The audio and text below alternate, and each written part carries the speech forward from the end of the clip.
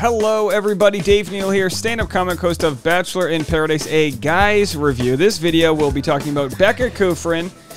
Nick Viall was commenting on her on his podcast about how she's setting a precedent as being the first former lead to be on Bachelor in Paradise. I completely agree. We'll listen to that.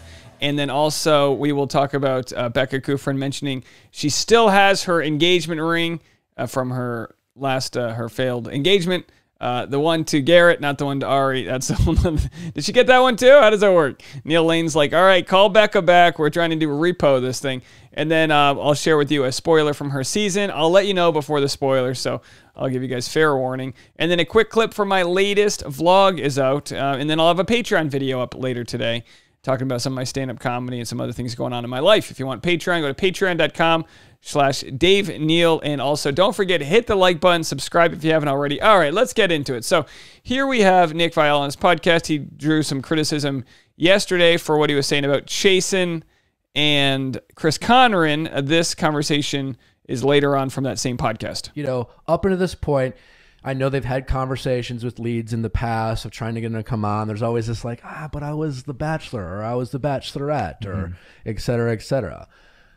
But now you got one. And now, and as long as Becca looks good, and next season is, you know, Hannah Brown, like she's, kind of like, give it a couple years. Right now, she thinks she's too good for the show. But like, after her incident a while back, things are probably, what have we been seeing? I don't know. Maybe she's doing things behind the scenes. We don't know. I'm not really sure. I haven't paid much attention, and maybe she'll never go. Yeah. But now you have one. Precedent has been set. Things get a little slow for you, and you're just like, well, I don't know. Becca did it. She was well liked. People liked her for it. So I think, and Becca's great, right? She's unproblematic and beautiful and nice, and like she's gonna look good either way. But I think they are going out of their way and giving her the treatment that one would expect your former lead to get, so that if other leads want to come down and because it's all it really is a promotable moment. Like, look, he's got a really good point here. Love him or hate him is a really good point that as long as they delicately handle Becca, they handle her with care. And by that meaning not treat her the way they treat everyone else on Bachelor in Paradise. As long as they coddle that storyline, former leads might go, oh, they're going to treat us a little bit differently. They'll get us on the show. And then when it comes down to it, it's like, who cares whether Becca or not finds love on the show? For them to promote that they've got a former lead, they get that that algorithm behind them. Because let me tell you something. When I make a video about Becca, it does way better than if I make a video about Carl Smith.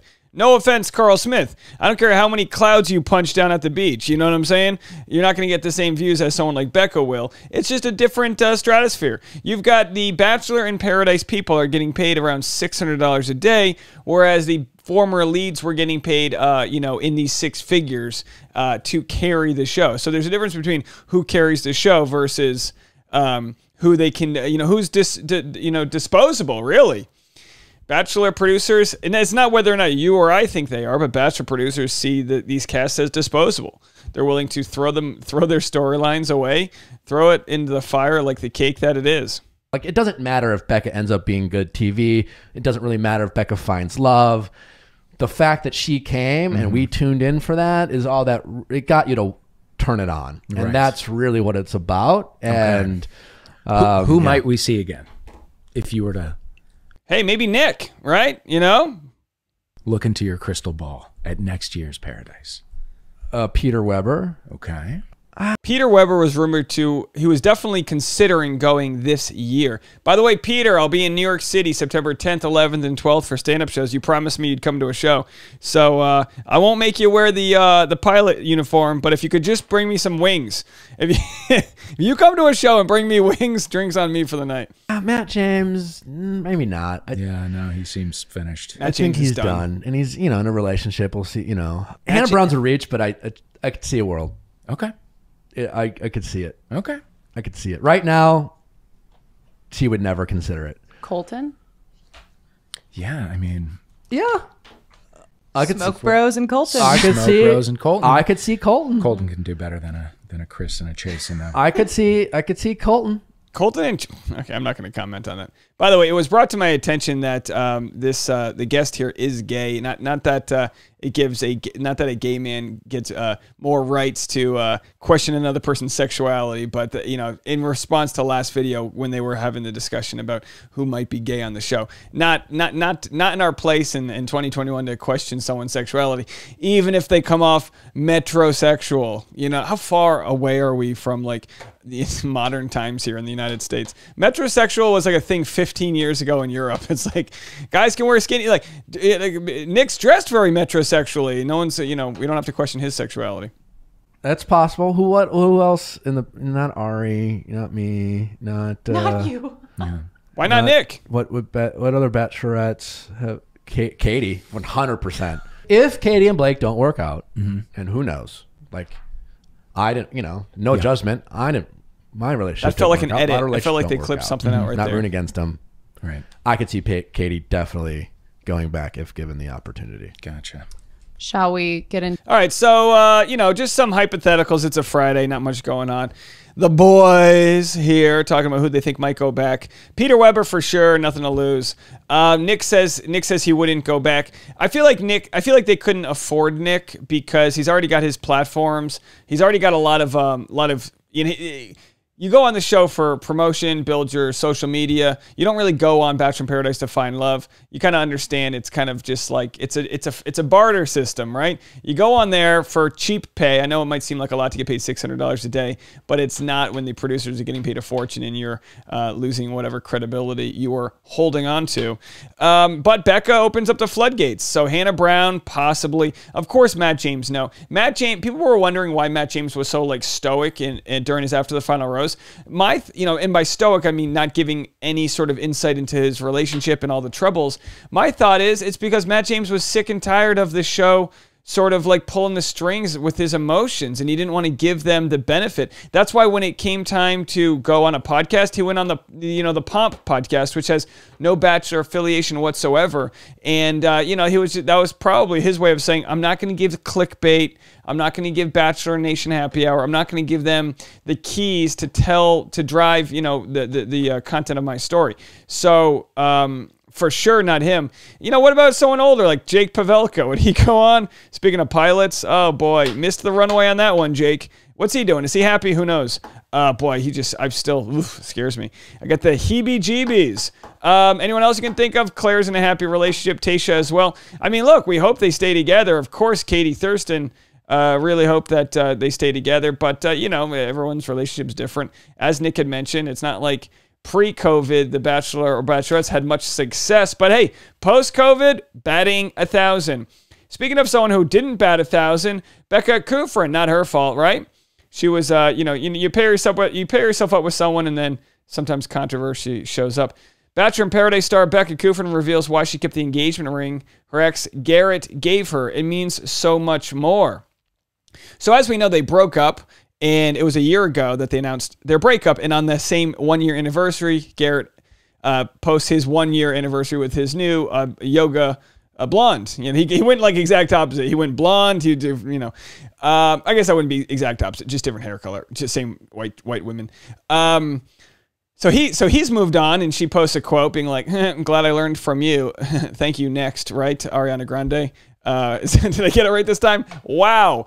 And so after that, let's see. She says she kept the ring. So they broke up exactly 2 years after the engagement, which is contractually speaking how long they're supposed to be together to be able to keep the ring.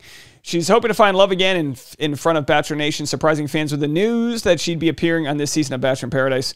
The star who first appeared in Paradise aired on Tuesday, revealed to Insider earlier this year that she still had the engagement ring she received on the finale of her season.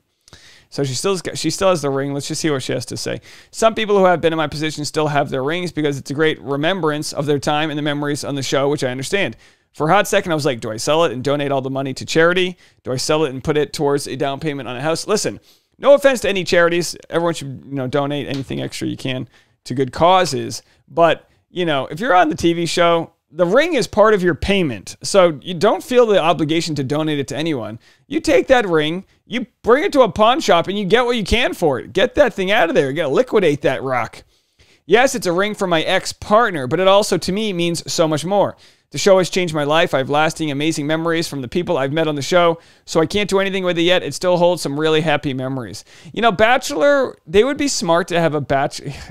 I have too many good ideas for this show.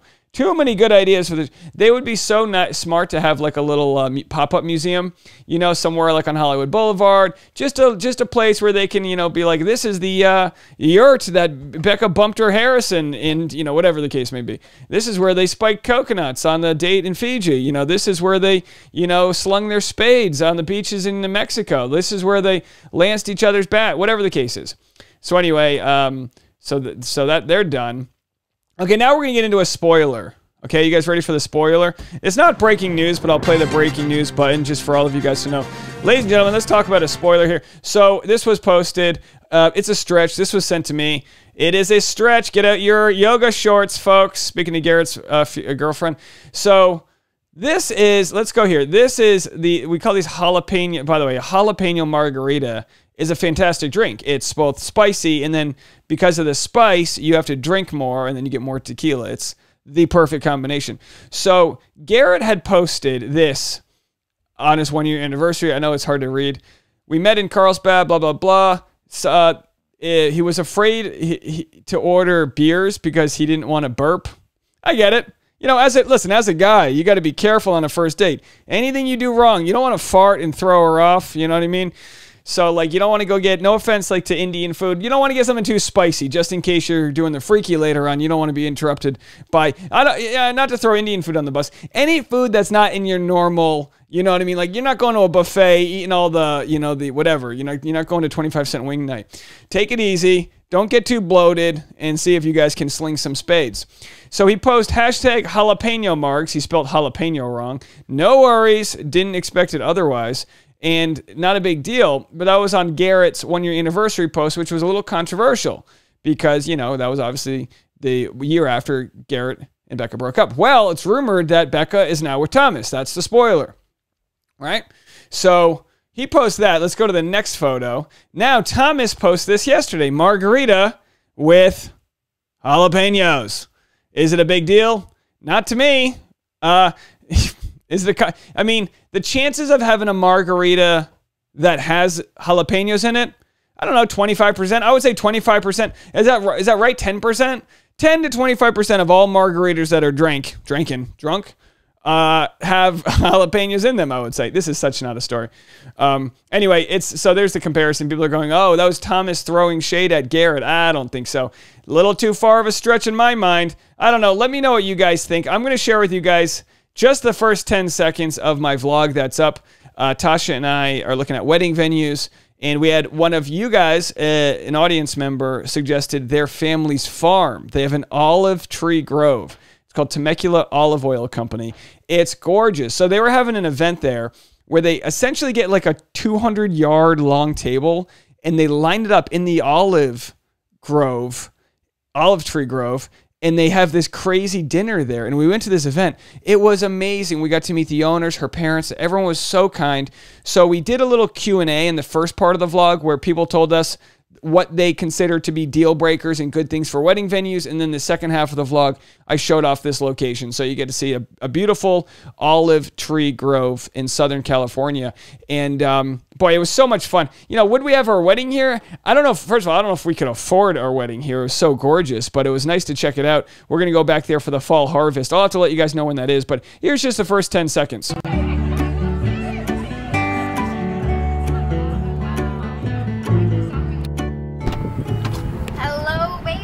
What you got for me? An iced coffee cold brew and a pineapple matcha.